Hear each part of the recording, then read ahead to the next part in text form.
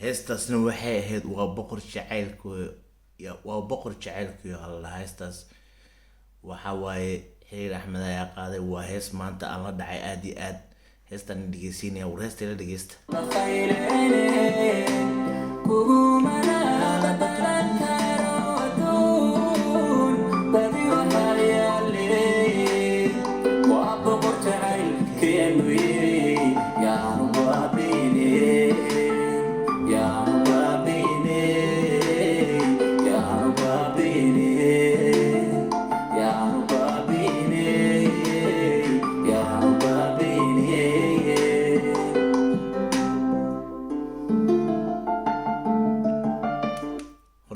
jacaylka aan siyaasadda u qabno waa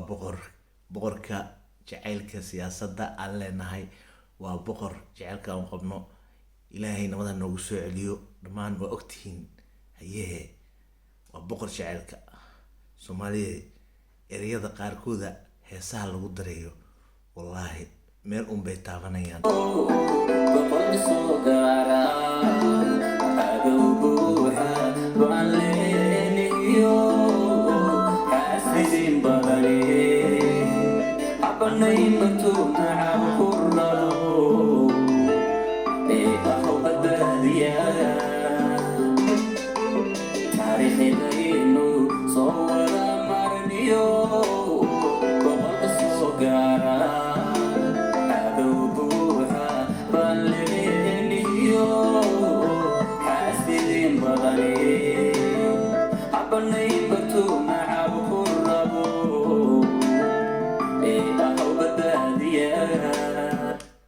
waxaa la dhahay ha banaynin bartuu nacabku rabo ee ahow boqorkii badbaadada muuse bixi waa lagula hadla saaxiib heestan waxay ku socotaa laba muuse bixi iyo muuse suudi iyo laxow ayay heestan ku socotaa dhageysta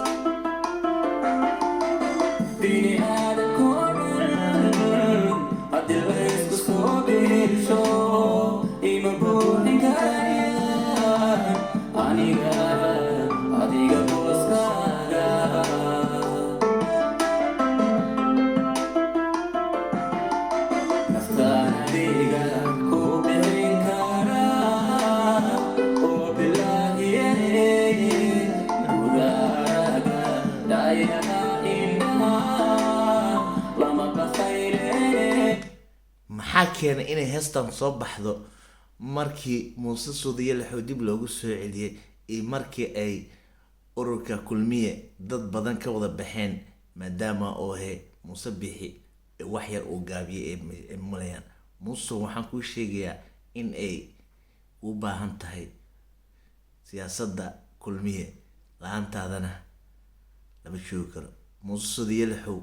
waa asigana waa la mid dhinaca kale ayuu joogaa muqdisho ayaa u baahan soo wada noqda idinkoo